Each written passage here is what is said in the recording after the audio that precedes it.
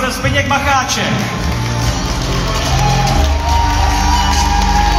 Jednatel společnosti BMI Analytical Medical Instruments Hana a Zbyněk.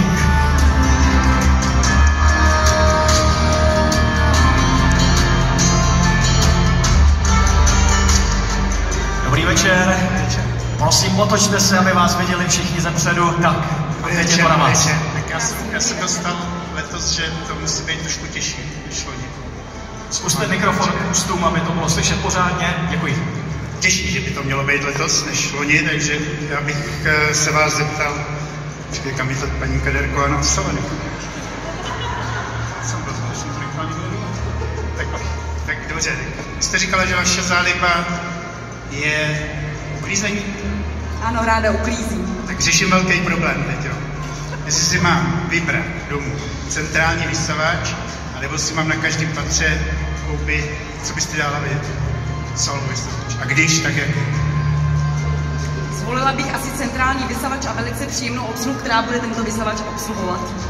Konec konců mohla být třeba Hanka. No, jak? Za mě ano. Za mě taky. No, 10 bodů. Pánové, velký potlesk pro dívku číslem 1. To byla otázka, která úzce souvisí odejít. Přátelé, ještě jednou velký potlesk, to je ona, dívka s číslem 1, Hana Egnerová. Dvojku má pro letošní večer Martina Brzobohatá. A společně s ní přichází pan Libor Přerost, jednatel společnosti Přerost. Hezký dobrý večer vám všem a všem účinkujícím. Dobrý večer. Můžu rovnou? Jednoznačně. No, Martino, já vím, že jsme z Bakova nad Jizerou a Bakov nad Jizerou je vedle takového docela významného města. Co se tam vyrábí? Škodovky. Škodovky. Tak ta otázka. A víte, kdo tu firmu založil a v kterém roce? Tak vaše otázka mě překvapila. Ale protože jsem nadšená faninka Škodovek, tak vím, že to bylo v roce 1895 pan Laurin a Klement. Správně. Já do toho skočím, tohle je fantastické, takovéhle znalosti. Martina Brzobohatá, klobouk dolů. A tak abych teda za to, že jste to všechno znala, tak jsem taky přijel jedným autem. Je to Škoda Super, který se tam teď vyrábí a mimo jiný slovo super je z latiny. Superbus. Tak latinu už se nepamatuju, to už jsem měla hodně dávno. Tak doplnit informace. Hezký večer vám všem. No, otázky jsou, dalo by se říci, od té jedničky, teď už byla malinko záludnější. Uvidíme, co si poslechneme v případě dívky s číslem 3, Nikoly Hlávkové. To je ona, nádherné modré šaty a společně s ní přichází profesor doktor Tomáš Zima, RSC MBA, rektor Univerzity Karlovy v Praze. Nikola a Tomáš.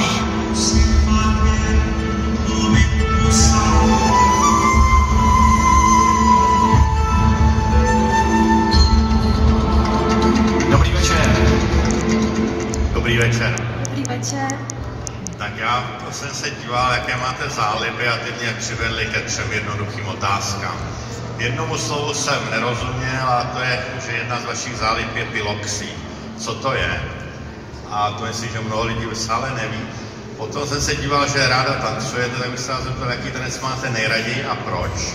A třetí otázka, kam byste chtěla vyrazit v létě na dovolenou.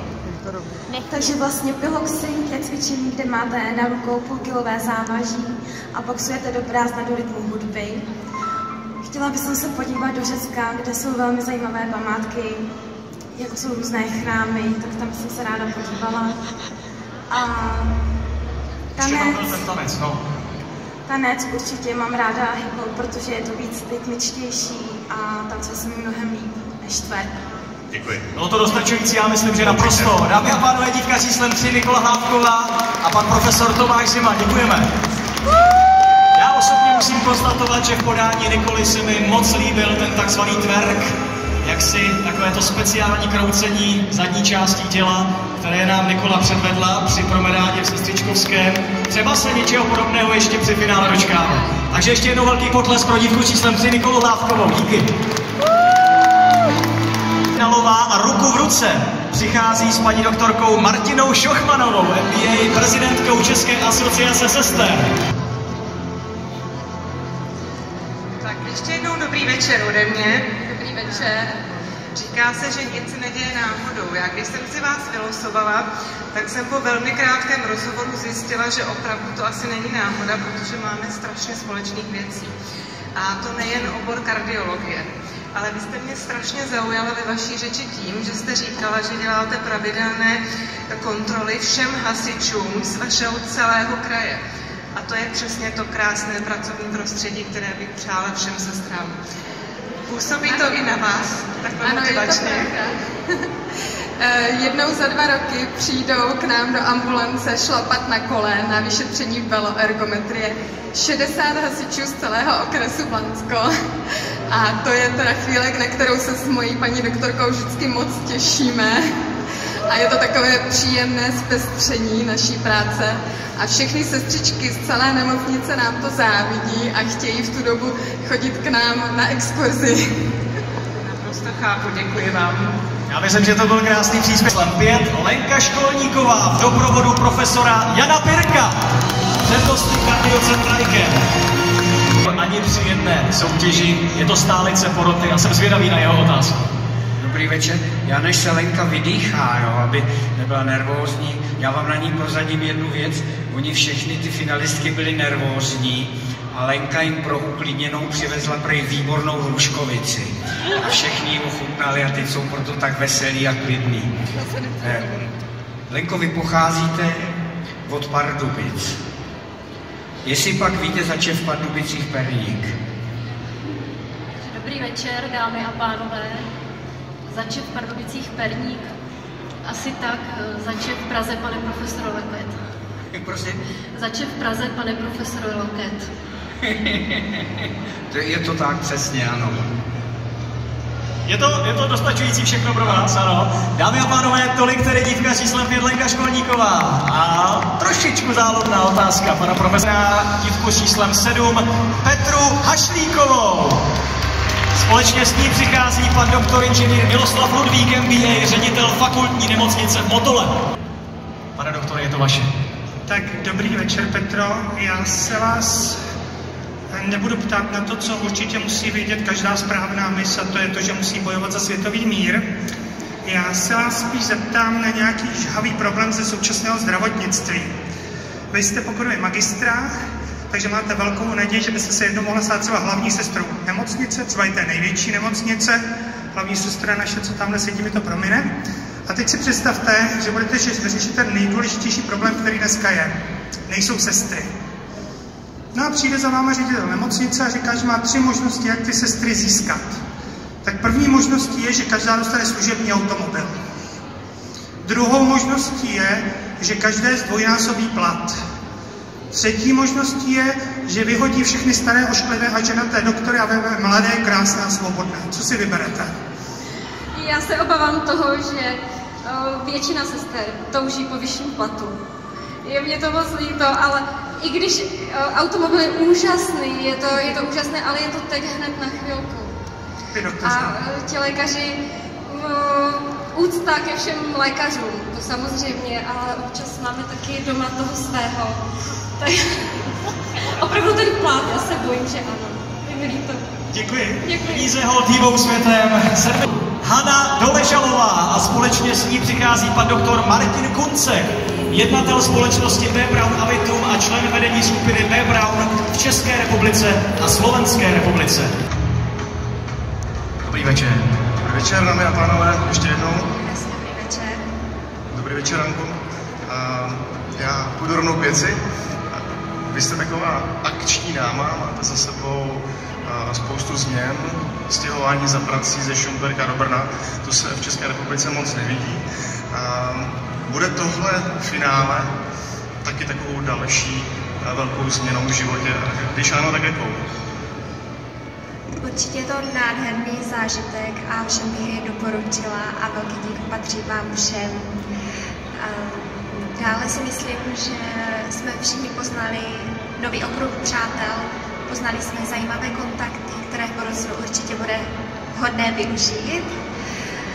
A do třetice se stále a dokola utvrzuji v tom, že jsem zvolila správně a můžu hrdě nést oslovení sestřičko. Takže určitě do budoucna. Jakou by tu otázku věděla dopředu? Nádhera. 9. Michaelu Krausovou a společně s ní přichází také inženýr Daniel Horák, generální ředitel Česká lékárna Holding sítí lékáren Dr. Max. Dobrý večer. Dobrý večer, přátelé, dobrý večer, pane inženýre. Michal, teď jsem zapomněl tu otázku, ale máte krásný šaty. Děkuji. Ale já myslím, že by mi nikdo neodpustil, kdybych se nezeptal trošku víc na to tetování, který tady Vojtěch načal při tom prvním kole. Mě by zajímalo, jestli to je pouze o estetickou záležitost, nebo to pro vás znamená něco víc, případně jestli vám to nějak pomáhá v životě. A jak? Určitě, pane inženýre, je to taková srdcová záležitost. Je to nejen estetické, je to krásné, ale je to část mě, vyjadřuje to můj temperament, můj elán, můj životní styl, prostor. Prostě jsem to já.